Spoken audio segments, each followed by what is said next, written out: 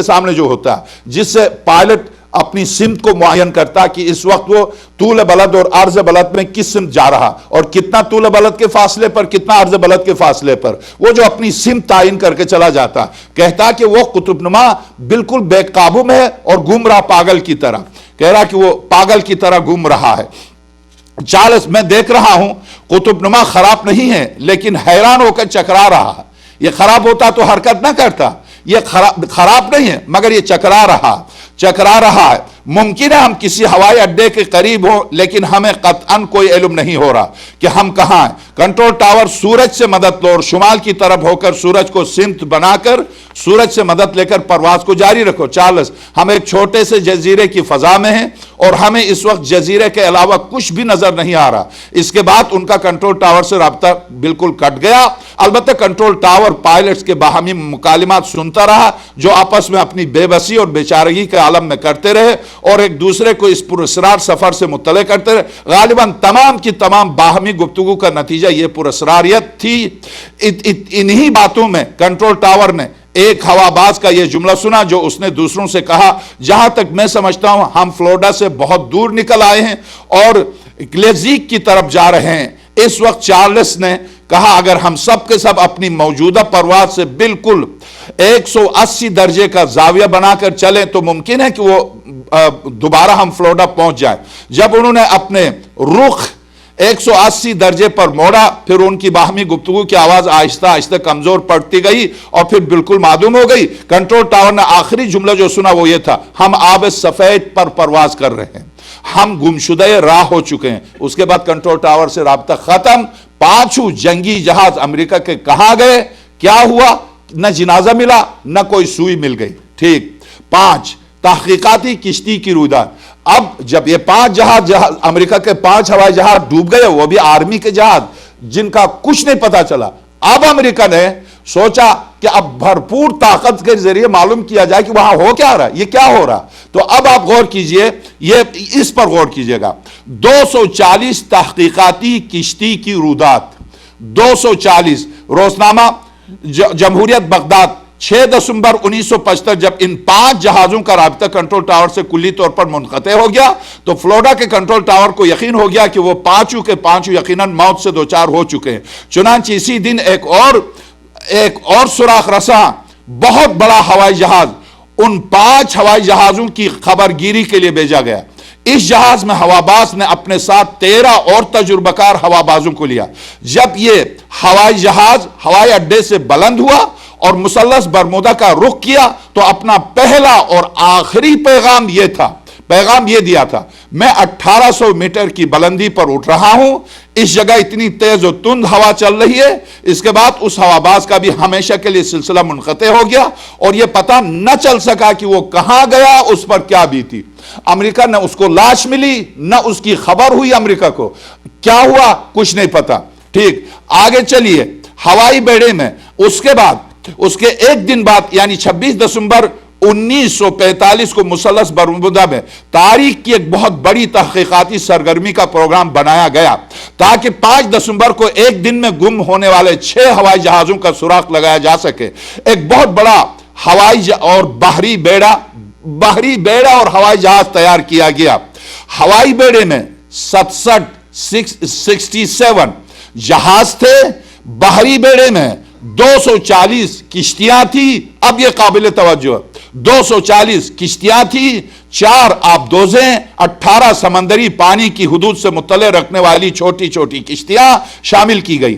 یہ سرکاری سطح پر تیار ہوا۔ ان کے علاوہ سینکڑوں نجی کشتیاں، سینکڑوں پرائیویٹ ہیلی کاپٹر اور ہوائی جہاز اور ہزاروں دریائے انگلینڈ اور دریائے باہام کے باہر ماہر تیراک اس میں سوار ہو کے روانہ ہو گئے۔ اب جو روانہ ہوئے، ان ہزاروں افراد پر کیا بیتی، انہوں نے کیا لیا، ان کو کیا معلوم ہوا۔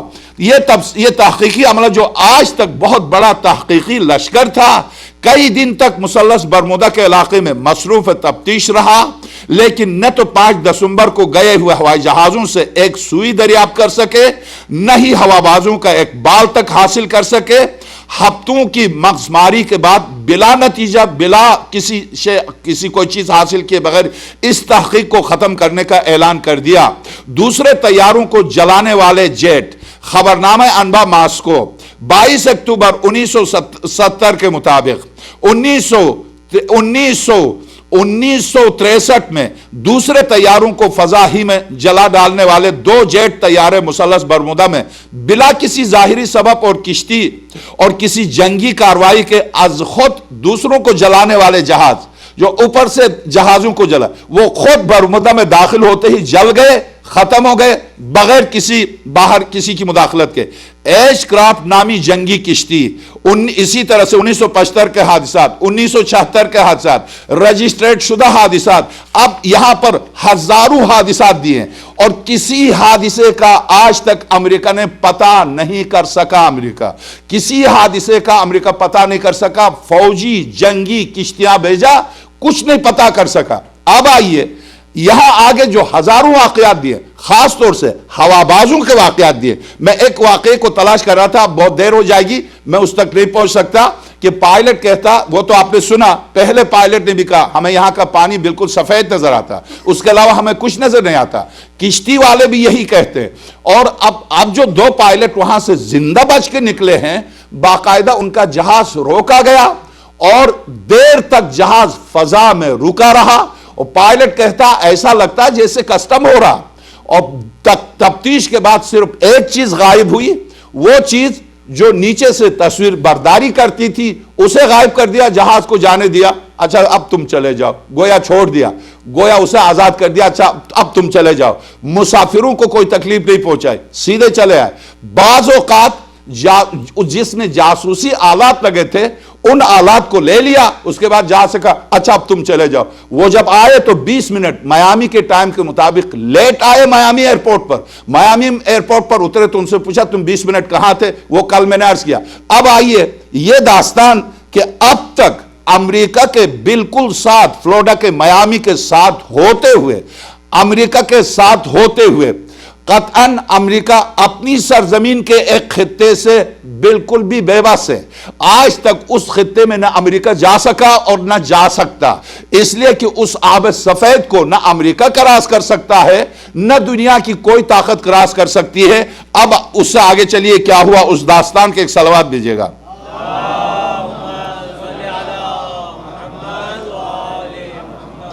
مسلسل 16 دن ہم سفر کرتے رہے۔ اس بزرگ نے مجھ سے پوچھا کیا ہوا، اس قدر تم ششدر ہو گئے ہو؟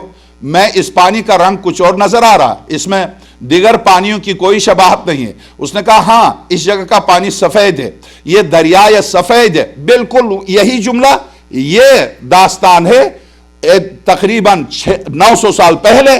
یہ داستان جو پائلٹ کی زبان سے، یا وہ فلم جو فلوریڈا پر بنی ہے وہ ابھی کی فلم ہے، اس میں بالکل یہی داستان، جبکہ فلم بنانے والوں کو اس مذہبی واقعے سے کوئی غرض ہی نہیں ہے۔ تو میں نے اس آب سفید سے پیا تو بالکل ذائقہ شیرینی میں آب فرات کی مانند تھا۔ آب سفید عبور کر کے ہم جزیرہ خضرا پر پہنچے، تمام جزیرہ آباد اور باشندے خوش و خرم نظر آ رہے تھے۔ کشتی لنگر انداز ہوئی، ہم کشتی سے اتر کر شہر میں آئے۔ یہ شہر 7 قلعوں کے درمیان محفوظ تھا۔ قلعوں کی دیواریں انتہائی مستحکم، سر بفلک برج، جگہ جگہ آبشارے، رواں چشمے، نو بنو اور دیگر رنگا رنگ کے تر و تازہ میوے تھے۔ اس شہر کے بازار کشادہ، حمام باکثرت، شہر کی کثرت کثیر عمارتیں سنگ سفید سے۔ اس وقت 900 سال پہلے اس شہر کی تعمیر پوری کی پوری سنگ مرمر پر ہے اور خوبصورت ترین بلڈنگیں بنی ہوئی ہیں۔ کہتے ہیں کچھ وقت کہتے ہیں کہ اس خوشی کے اظہار کے لیے میرے پاس الفاظ نہیں ہیں۔ ہر عمارت دوسری عمارت سے حسین تر، ہر انسان دوسرے انسان سے خلیق تر نظر آتا تھا۔ کچھ وقت شیخ محمد کے گھر بغرض آرام گزارا، پھر مسجد گیا۔ مسجد میں خاصا رش تھا۔ اس مجمع کے وسط میں ایک انسان تشریف فرما تھا جس کی تعریف کم سے کم میرے بس کا روک نہیں ہے۔ پر وقار، متانت، سنجیدگی کا پیکر اور روب و دبدبے کا چہرہ، اور چہرہ ایسا کہ جیسا سورج پر نور، جیسے چہرے سے نور برس رہا۔ میں نے ایک آدمی سے اس کا نام پوچھا تو مجھے سید شمس الدین محمد عالم بتایا گیا، جو کہ سید موصوف کے گرد بصورت دائرہ بیٹھے تھے، وہ قرآن، اصول دین، فقہ اور دیگر علوم و فنون کا موصوف سے درس لے رہے تھے، وہ درس دے رہے تھے۔ جس فقہ کا درس سید موصوف ارشاد فرما رہے تھے، ایک ایک مسئلے کی صورت میں تھا، یہ حلال ہے، یہ حرام ہے، یہ پاک ہے، یہ نجس ہے، فقہ پر درس دے رہے تھے۔ جب میں سید موصوف کی شرف زیارت سے مشرف ہوا تو انہوں نے انتہائی تپاک سے مجھے اپنے قریب بلا کر اپنے پاس بیٹھنے کی جگہ عنایت فرمائی، صعوبات سفر کے متعلق احوال پرسی کی اور مجھے بتایا کہ شیخ محمد آپ کو میرے ہی حکم سے جزیرہ خضرا میں لایا اور اس نے آپ سے متعلق مجھے تمام واقعات بتا دیے ہیں، دعا ہے خداوند عالم انہیں تا دیر زندہ رکھے۔ سید موصوف نے مسجد کے گرداگرد کمروں میں سے ایک کمرہ میرے لیے مخصوص کرنے کا حکم دیا تاکہ میں سکون و اطمینان سے رہ سکوں، پھر مجھے مخاطب کر کے فرمایا وہ کمرہ آپ کا ہے، جب چاہیں آپ اپنے خلوت میں جا کے آرام کر سکتے ہیں۔ میں وہاں سے اجازت لے کر اپنے کمرے میں آیا، آرام سے سو گیا، عصر تک سوتا رہا۔ جب بیدار ہوا تو سید موصوف کی طرف سے جس شخص کی میری ضروریات زندگی پوری کرنے کی ڈیوٹی لگائی تھی، اس نے مجھے موصوف کی طرف سے پیغام دیا کہ اپنے کمرے میں رہوں، میں اپنے چند رفقا کے ساتھ آپ کے کمرے میں آ رہا ہوں، وہیں ایک ساتھ کھانا مل کر کھائیں گے۔ میں اسے اپنی خوش نصیبی کی آخری سیڑھی سمجھ کر خوش آمدید کہنے کے لیے تیار ہو گیا اور زیادہ وقت نہ گزرا کہ سید موصوف اپنے رفقا کے ساتھ تشریف لائے، دسترخوان بچھایا گیا، کھانا چنا گیا۔ سید موصوف کے ساتھ کھانے سے فارغ ہو کر مغربین کی نماز کے لیے مسجد میں آ گئے۔ مغربین سے فراغت کے بعد جناب موصوف اپنے دولت قدے پر تشریف لے گئے اور میں اپنے کمرے میں آ گیا۔ 18 روز اسی طرح گزرے، روزانہ جناب موصوف کی صحبت کے شرف سعادت سے مشرف ہوتا رہا۔ جزیرہ خضرا میرا پہلا جمعہ آیا اور جناب موصوف نماز جمعہ کو تشریف لائے تو انہوں نے صرف 2 رکعت نماز جمعہ بصورت واجب تعینی پڑھائی۔ میں نے ان کی اقتداء میں بقصد واجب تعینی ہی جمعہ کی نماز ادا کیا۔ نماز جمعہ سے فراغت کے بعد میں نے عرض کیا آپ نے نماز جمعہ کو واجب کی نیت سے پڑھائی؟ فرمایا ہاں، چونکہ وجوب کے تمام شرائط موجود ہیں۔ اب یہ دیکھیے جمعہ کی نماز کے وجوب کے شرائط تمام کے تمام موجود ہیں، اس لیے میں نے واجب کی نیت سے پڑھائی۔ تو کیا مطلب؟ اس لیے کہ اس جزیرے میں امام زمانہ کی حکومت ہے اور یہاں جو میں نماز پڑھا رہا ہوں امام زمانہ کے حکم سے پڑھا رہا ہوں، میں ان کا نمائندہ ہوں، تو میں کیوں نہ واجب کی نیت سے پڑھاؤں؟ میں نے واجب کی نیت سے پڑھائی اس لیے کہ امام زمانہ موجود ہے اور ان کے حکم سے میں نماز پڑھا رہا ہوں۔ کہا امام زمانہ بنفس نفیس نماز جمعہ کے لیے تشریف لائے ہیں؟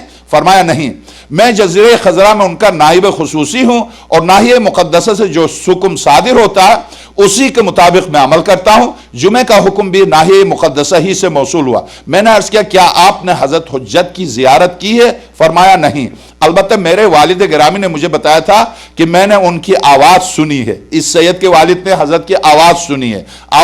میرے جد امجد نے میرے والد کو بتایا تھا کہ میں نے حضرت کو دیکھا بھی ہے اور ان کی آواز بھی سنی۔ اب یہاں پر ایک سوال ہے، اس کا جواب کہ آپ کے ذہن میں بھی بالکل وہی سوال ہے جو یہ عالم سوال کر رہا، وہی سوال میرے ذہن میں بھی، وہی سوال آپ کے ذہن میں، وہ سوال اور جواب۔ سوال یہ میں نے عرض کیا اس کی کیا وجہ ہے کہ ایک فرد کو شرف زیارت کا فخر حاصل ہوتا ہے اور دوسرے کو یہ فخر حاصل نہیں ہوتا؟ اس کی کیا وجہ ہے کہ کسی سے حضرت مل لیتے ہیں اور کسی سے نہیں ملتے ہیں؟ اس کی کیا وجہ ہے؟ تو اس کا جواب جیسے ہم آپ حضرت بعض اوقات آتے ہیں، یعنی بعض اوقات یہاں تک نہیں دیکھتے کہ جس کی مدد کے لیے آئے ہیں وہ مسلمان بھی نہیں ہے۔ عیسائی کا ایک عیسائی کی داستان ہے یہاں پر، عیسائی ہو کوئی بھی ہو، اگر بعض اوقات مدد کے لیے پکارتا تو مدد کے لیے آ جاتے ہیں، بعض اوقات اپنی زیارت بھی کرا دیتے ہیں اور بعض اوقات زیارت نہیں کراتے، مدد کرتے ہیں زیارت نہیں کراتے۔ اس کی وجہ کیا؟ موصوف نے فرمایا برادر عزیز اس میں کسی کی خواہش کا دخل نہیں، حکمت الہیہ ہے، ذالک فضل اللہ یؤتیہ من یشاء، سورہ بارکہ جمعہ۔ یہ فضل الہی ہے، خدا جسے چاہے دے دے، اس میں کسی انسان کا کام نہیں۔ ذات احدیت نے اپنی مخلوق میں سے بعض کو عہدہ نبوت، بعض کو منصب امامت سونپ کر انہیں اپنی مخلوق کے لیے حجت قرار دے دیا تاکہ جو بھی گمراہ ہو تو اللہ کی طرف سے اتمام حجت ہو چکا ہو، اور جو شخص راہ ہدایت قبول کرے وہ اللہ کی طرف سے عطا کردہ برہان و حجت کی بنیاد پر بابصیرت ہو۔ ذات احدیت نے ایک لمحے کے لیے بھی روئے زمین کو اپنی حجت سے خالی نہیں رکھا۔ ہر حجت خدا کے سفیر ہوتے ہیں جو حجت خدا سے احکام الہیہ وصول کر کے لوگوں تک پہنچاتے ہیں۔ اس گفتگو کے دوران موصوف نے میرا ہاتھ پکڑا اور شہر سے باہر باغات کی سیر کو لے کے گئے۔ ان باغات میں چھوٹی نہریں بہ رہی تھی، ہر طرف باغات ہی باغات تھے، قسم قسم کے میوے جن میں انگور، انار وغیرہ سب قسم کے، لیکن ان میووں جیسے میوے میں نے ایران، عراق یا شام میں کہیں نہیں دیکھے تھے یہ بھی انگور، انار، لیکن ان کی جسامت، ان کی شیرنی، ان کا ذائقہ اور لذت اور خوشبو بالکل بھی الگ تھی۔ انہی باغات میں تفریح کے دوران ہمارے قریب سے ایک انتہائی خوش وضع شخص جس نے اون کے 2 کپڑے پہن رکھے تھے گزرا۔ میں نے سید موصوف سے اس کے متعلق پوچھا کہ یہ کون ہے؟ اس کی ہیبت نے تو مجھے مبہوت سا کر دیا ہے۔ موصوف سید نے فرمایا یہ بلند پہاڑ جو سامنے دیکھ رہے ہو؟ میں نے عرض کیا جی ہاں دیکھ رہا ہوں۔ فرمایا اس پہاڑ میں ایک انتہائی پرشکوہ محل ہے، اس کے صحن میں ایک درخت کے نیچے سے ایک چشمہ گزر رہا ہے، یہاں اینٹوں سے چنا ہوا ایک قبہ ہے، یہ شخص اور ایک دوسرا آدمی اس قبے کے مخصوص ملازم ہیں۔ میں ہر جمعے کی صبح کو اس جگہ جاتا ہوں، اس قبے کی زیارت کرتا ہوں، 2 رکعت نماز پڑھتا ہوں۔ اس جمعے سے اگلے جمعے تک پیش آنے والے تمام مسائل اور حادثات کی اطلاع و معلومات مجھے ایک کاغذ پر لکھے ہوئے مل جاتے ہیں، میں انہی ہدایات کے مطابق عمل کرتا ہوں۔ اگر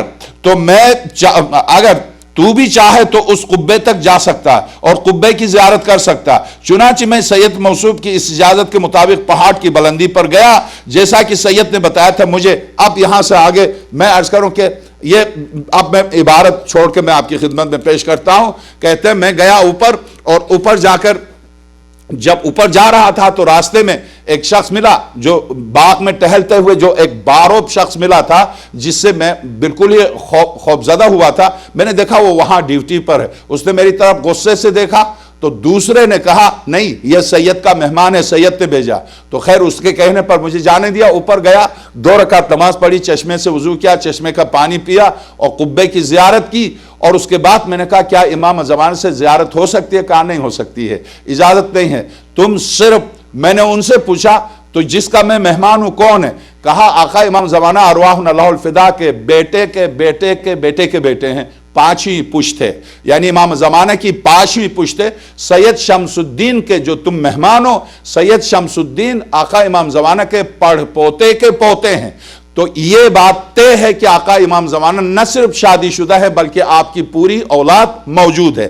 یہ بات طے ہے کہ امام زمانہ کی یہ اولاد اسی جزیرے میں بستی ہے، جس جزیرے کی پوری تفصیل ہے اس جزیرے میں بستی ہے۔ یہ بات طے ہے کہ امام زمانہ ارواحنا اللہ الفدا اب تک کیا ایک ہی شادی پر آپ نے زندگی بسر کی ہے، جبکہ خاتون کے لیے وہ لمبی عمر نہیں ہے، لمبی عمر صرف آقا امام زمانہ کے لیے۔ پھر اولاد کی کیا لمبی عمر ہے؟ پھر ایک اور سوال، وہ سوال جو اہم ہے، بہت اہم ہے۔ اب چونکہ میں 1 گھنٹے سے زیادہ مجلس پڑھنا میرے بس میں بھی نہیں رہا، وہ 2 3 گھنٹے پڑھنے والا وقت چلا گیا، میں گھنٹے سے زیادہ میں نہیں پڑھ پاتا ہوں معذرت کے ساتھ، چونکہ ابھی یہ 3ری مجلس ہے اور 3ری مجلس میں یہ تو آقا امام زمانہ نے یہ توفیق دی پڑھ رہا ہوں، ورنہ آواز ساتھ ہی نہیں دیتی تھی۔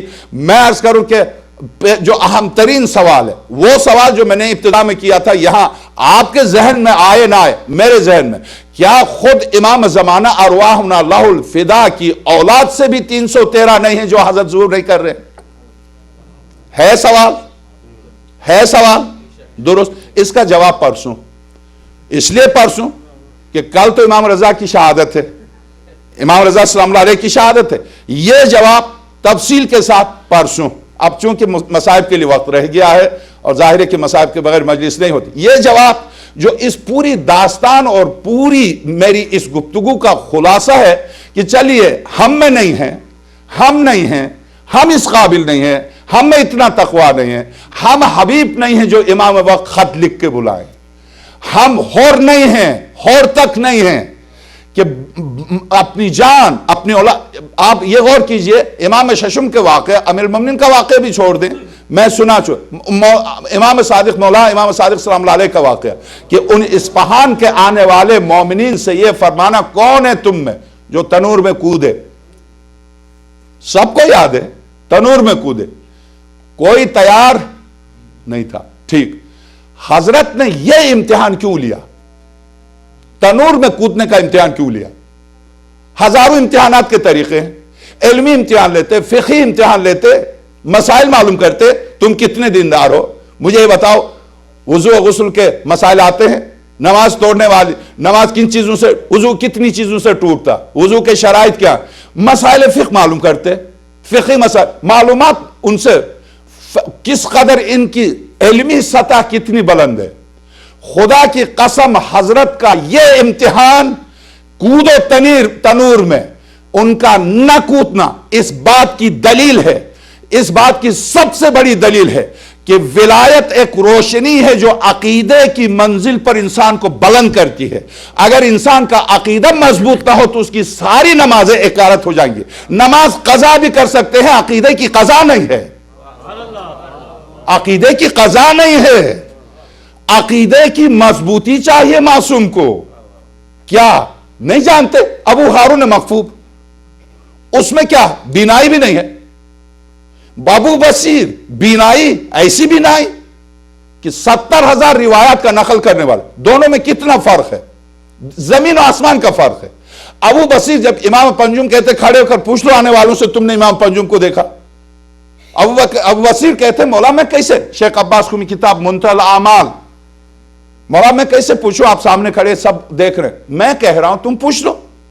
اب یہ دیکھیے یہاں ابو بصیر کو اف بھی نہیں کرنا چاہیے، امام کہہ رہے ہیں ہاں اچھا مولا میں پوچھتا ہوں، میں کتنا بھی پڑھا لکھا ہوں، جب نمائندے الہی مجھ سے کوئی تقاضا کرے تو میں اپنا علم جو سمندر کے مقابلے میں قطرہ بھی نہیں ہے، میں اپنی عقل جو عقل کل کے مقابلے میں ایک ذرہ بھی نہیں ہے، میں اپنے ذرے کو عقل کل کے مقابلے میں، ہماری اور آپ کی مثال معصوم کے سامنے بالکل ایسی ہے۔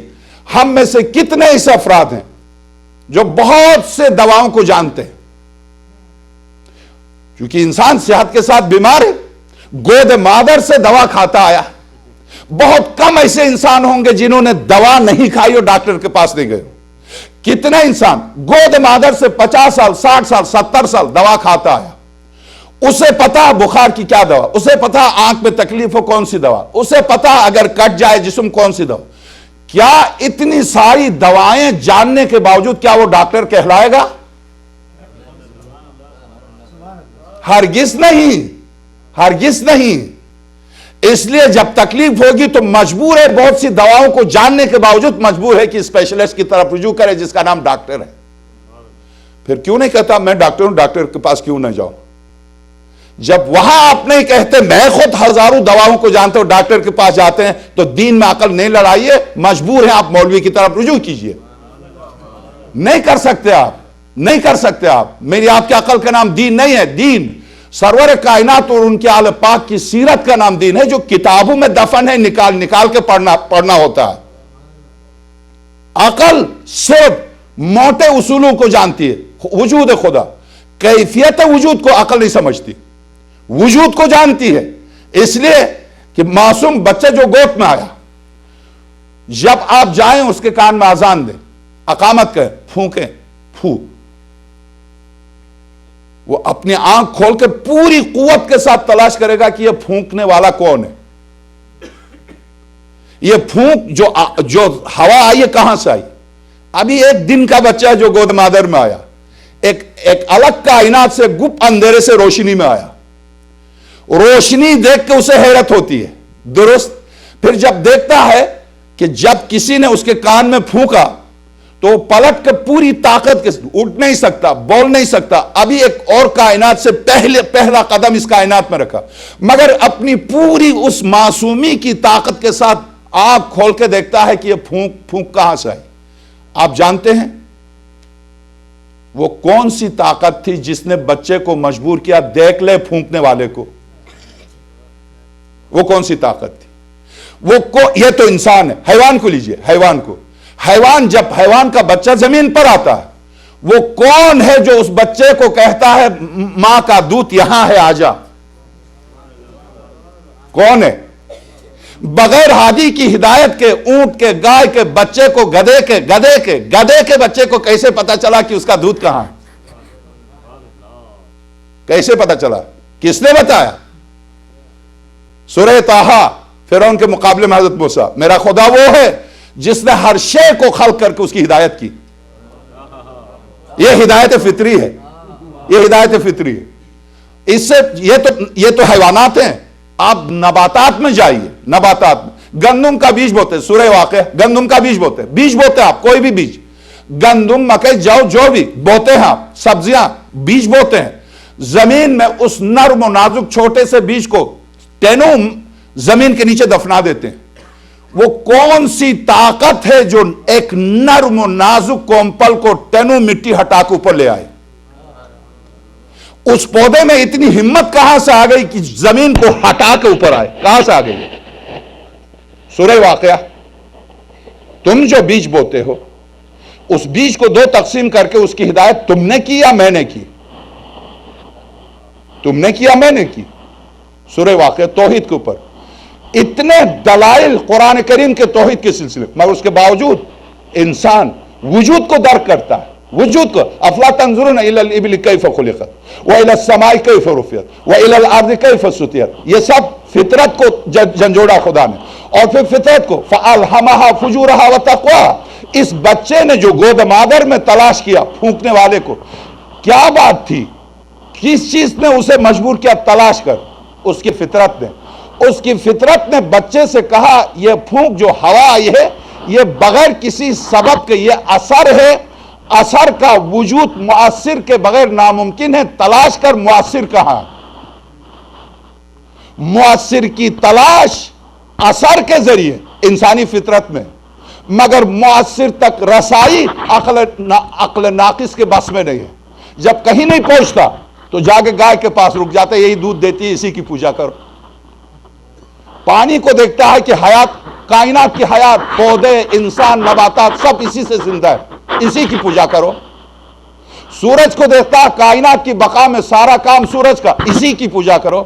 अक्ल नाकिस तौहीद वाक़ई तक नहीं पहुंच सकती, काफी नहीं है। बस अब आइए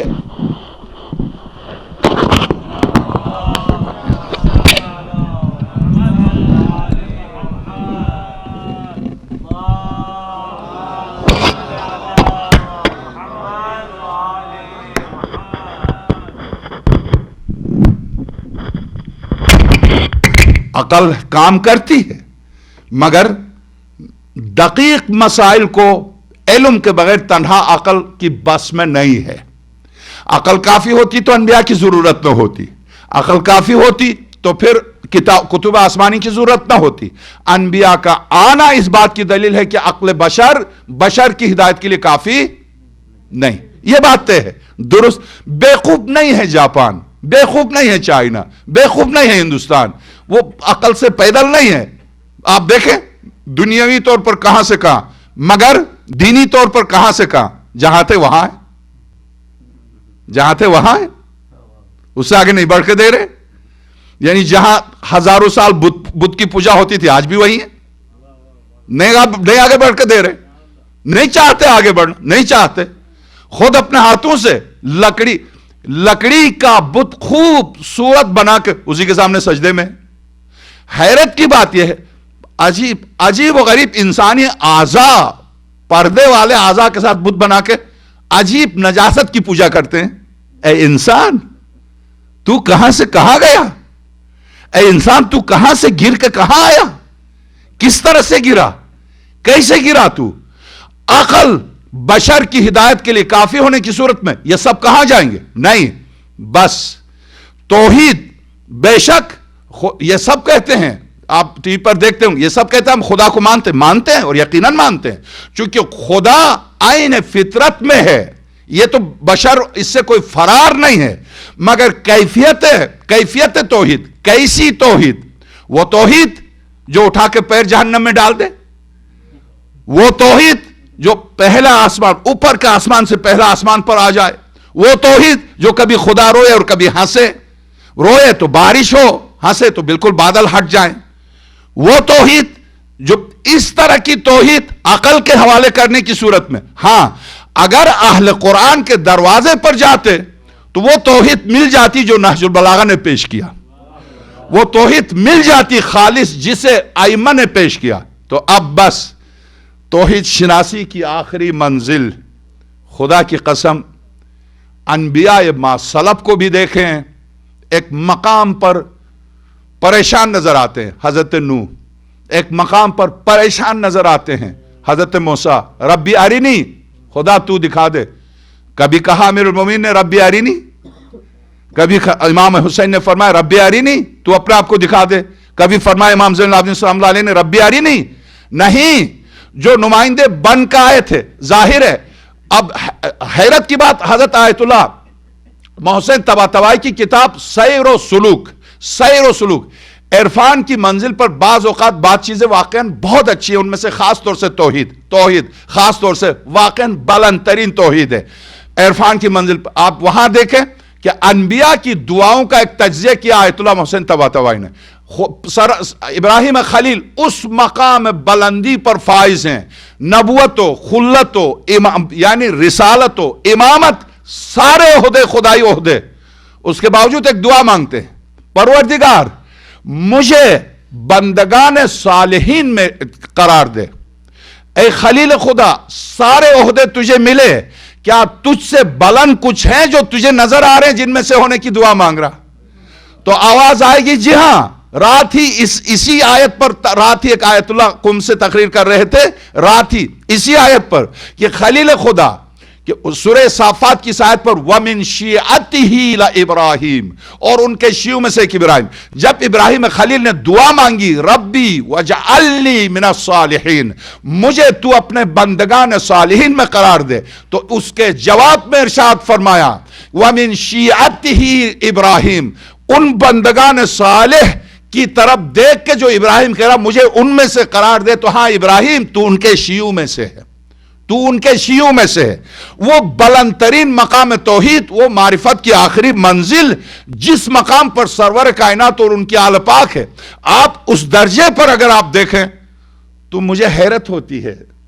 سب کچھ لٹ چکا ہے، سب دے چکی ہیں زینب، چادر بھی دے چکی.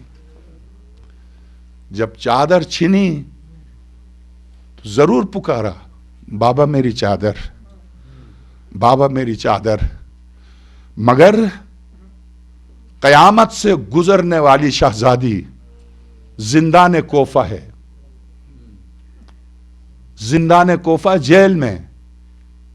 شہزادی یتیم بچوں کے ساتھ خواتین عصمت و طہارت کے بیچ میں شب نماز کے لیے اٹھی ہیں. سید الساجدین موجود تھے. جب شب نماز کے لیے سجدے میں گر جاتی ہیں تو کیا فرماتی ہیں؟ ظاہر ہے کہ آقا حسین جب جا رہے تھے تو دو خواہشیں کی تھی شہزادی زینب سے، میری بہن زہرا کی بیٹی ہے، وارث مادر گرامی ہے، کسی منزل پر بد دعا نہ دیجیے گا، بہن اپنی شب نماز میں مجھے یاد کیجیے گا. اب شب نماز ہے. شہزادی زینب، میں کیوں یہ واقعہ عرض کر رہا ہوں، اس واقعے کے پس منظر پر سوچیں. ایک لاش نکلتی ہے، تڑپ جاتا ہے. لاش تو چھوڑیے، 2 مہینے 3 مہینے اگر ملازمت نہ ملے، خدا کے خلاف بغاوت، ذرا سا بھوک برداشت نہ کر سکے بغاوت، ذرا سی بیماری برداشت نہ کر سکے بغاوت، ذرا سی اگر خدا نہ خواستہ میت ہو گھر پر، بغاوت خدا کے خلاف. کیا یہی وقت تھا مجھ سے بیٹے کا بیٹی کے چھیننے کا؟ کیا میرے باپ کا سایہ اس طرح سے اٹھایا میرے سر سے؟ انسان بغاوت پر اتر آتا ہے. سب کچھ دے کے بارگاہ الہی میں شکر کرنا کہ تو نے قبول کیا. یہ صرف اس گھرانے کی خوبی ہے، یہ صرف اس گھرانے کی خوبی ہے کہ گپ اندھیرا اور زندان میں یتیم بچوں کے ساتھ سجدے میں علی کی بیٹی. اے پروردگار، میں کس زبان سے تیرا شکر ادا کروں؟ تو نے پہلے نبوت سے نوازا، رسالت سے نوازا، امامت سے نوازا، اور آخر میں تو نے شہادت سے نوازا. اللہ اکبر. خلیل خدا نے فرمایا تھا کہ حضرت اسماعیل نبی نے خلیل خدا سے فرمایا تھا. بابا جب حضرت سورہ صافات جب ابراہیم خلیل نے فرمایا یا بنیا انی ارا فی المنام انی اذبحک فانظر ماذا تری، میرے لال مسلسل خواب میں دیکھ رہا ہوں آپ کو ذبح کرتے ہوئے، یہ دیکھ لو کہ تمہاری کیا رائے ہے. سورہ صافات کیا کہا حضرت اسماعیل نے؟ نبی ہیں، نبی کا بیٹا، نبی اور انبیاء عرب کا باپ حضرت اسماعیل. کیا فرمایا या अबती इफ़अल मा तुअमर, मेरे बाबा जो हुक्म हुआ है कर दीजिए, सतजिदनी इंशाअल्लाह मिनस साबिरीन, आप मुझे सब्र करने वालों में पाएंगे। आप जानते हैं खुद कुरान की इस्तिलाह में मुसीबत के मुकाबले में सब्र है, नियामत के मुकाबले में शुक्र है। दुरुस्त इस्माइल ज़बी कहते हैं राह खुदा में ज़िबा कीजिए, मैं सब्र करने वालों में हूंगा। अली की बेटी कहती है मैं शुक्र करती हूं, मैं शुक्र करती हूं। क्या मकाम है वाक़ियन शहजादी का? कोई तो ओहदा था इस शहजादी का, मां की तरफ से, नानी खदीजा की तरफ से, दादी फातिमा बिन्त असद की तरफ, कोई तो ओहदा था जिसकी वजह से शहजादी सफ़े अनबिया में खड़ी होकर कहती है ऐ खुदा तेरा शुक्र अदा करती हूं कि तूने नबुवत से, इमामत से, रिसालत से और अब शहादत से नवाजा। बस हां, उस वक्त जब नमाज शब से फारिग हुई, देखा आका ज़ैनुल आबिदीन नहीं है। आवाज दी बेटे सज्जाद, आवाज नहीं आई, कहीं से आवाज नहीं आई। तो अब मक़तला अबू मखनब में यह रिवायत है कि खुद शहजादी की ज़बान मुक़द्दस और इमाम ज़ैनुल आबिदीन सल्लल्लाहु अलैहि से बयान किया गया। मेरे चौथे इमाम फरमाते हैं शहजादी अब गुप अंधेरा है, दर जिंदान कोफा है, दीवार के साथ खड़ी हो गई, नजफ का रुख किया, नजफ का रुख करके कहा बाबा अभी तक तो मैंने सब्र किया था बाबा, सिर्फ शाम गरीबा को मैंने आपको मदद के लिए पुकारा था बाबा, उसके बगैर मैंने कभी आपको जहमत नहीं दी बाबा। अब एक ज़ैनुल आबिदीन थे वो भी नहीं रहे बाबा, मैं अकेली इन सब की सरपरस्ती नहीं कर सकती बाबा, बाबा मेरी मदद कीजिए। शहजादी दीवार जिंदान के साथ खड़ी होकर नजब का रुख करके रो रही हैं। एक मर्तबा देखा दर जिंदान खुला, मेरे आपके चौथे इमाम आए तो शहजादी आगे बढ़ी, बाएं डाल के कहा बेटे सज्जाद कहां गए थे? अगर 2 लम्हे ना आते तो मैं जा चुकी थी, मेरी रूह परवाज कर चुकी थी। कहां गए थे मेरे लाल? फूफी अम्मा बाबा को दफनाने के लिए गया था। सज्जाद बेटे क्या तूने तन्हा मेरे हुसैन को दफनाया? फूफी अम्मा मैं जब गया निसुब शब थी, कोई था नहीं। बनु असद की, आज बनु असद कबीले से आज भी इस रस्म को अदा करती हैं। 4 ज़ईफ़ुल उम्र ख़वातीन करबला में आती हैं, मुहर्रम के ठीक तीसरी शब को आती हैं, और करबला में वो मंजर अगर आप देखें उन खवातीन को उसकी शबी होती है आज भी। आज अगर आप टीवी पर देखें तो पूरा मंजर पेश करते हैं, पूरा मंजर पेश करते हैं। उनमें से एक मंजर ये, खवातीन 4 बनु असद की खवातीन थी, आका हुसैन के जनाजे पर रो रही थी। आका ज़ैनुल आबिदीन फरमाते फूफी अम्मा जब मैं पहुंचा तो कोई न था, गुप अंधेरा था, खवातीन के रोने की आवाज आ रही थी। मैं जब करीब पहुंचा तो वो उठ के मुझे देख के जाने लगी, मैंने आवाज दी मेरी माओ बहनों रुक जाओ, मैं इन्हीं का वारिस आया हूं, रुक जाओ। खवातीन रुक गई। फूफी अम्मा जब मैं करीब पहुंचा तो मैं मुझसे पूछा एक ज़ईफ़ुल उम्र खातून ने, मन अंत, तुम कौन हो? मैंने कहा अना अली इब्न अल हुसैन वहाजा अबी हुसैन, मैं अली इब्न अल हुसैन हूं, ये मेरे बाबा हुसैन हैं जिस पर आप रो रही हैं। तो उस ज़ईफ़ुल उम्र खातून ने सर पीट के कहा बेशक ये हुसैन है, इसीलिए तो इस पर रो रही हैं। मैंने कहा अम्मा इंसान चेहरे से पहचाना जाता, मेरे बाबा का सर तो था नहीं, तुमने कैसे पहचाना? अली जब से आप नहीं हैं यहां, 11 मुहर्रम को हम यहां से गुजर रहे थे, रात का वक्त था, हम उस कबीले से इस कबीले की तरफ जा रहे थे। हम जब यहां से गुजरे तो हमने देखा यहां पर कोई खातून रो रही हैं। हम आए उस रोने की सदा को सुनकर, हम उस सदा को सुन रहे हैं मगर कोई मिलकर नहीं दे रही है। तो एक मर्तबा शहजादी ने पूछा बेटे सज्जाद कौन रो रही थी? कहा फूफी अम्मा मेरी दादी ज़हरा के अलावा कौन हो सकती है जो मेरे बाबा पर रोने के लिए आए। जब शहजादी ने सुना जमीन पर बैठ गई, हाय अम्मा कहकर।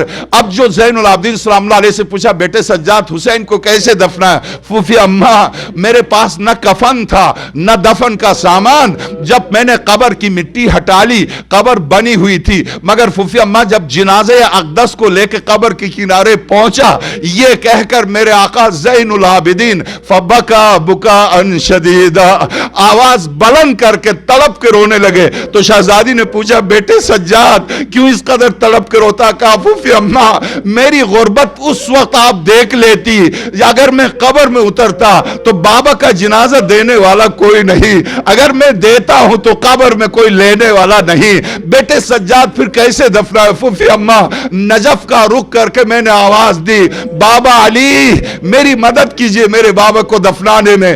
ایک مرتبہ میں نے دیکھا قبر سے 2 ہاتھ بلند ہوئے، آواز آئی نور عینی حسین الیہ الیہ، اے میرے نور نظر حسین آجا میری گود میں۔ شہزادی نے پوچھا بیٹے سجاد یہ دونوں ہاتھ کیا میرے بابا علی کے تھے؟ نہیں پھوپھی اما بخدا یہ دونوں ہاتھ دادی زہرا کے تھے۔ آواز آئی میرے لال آجا، میں نے دادی زہرا کے ہاتھوں پر بابا کی لاش کو رکھا، ماتم حسین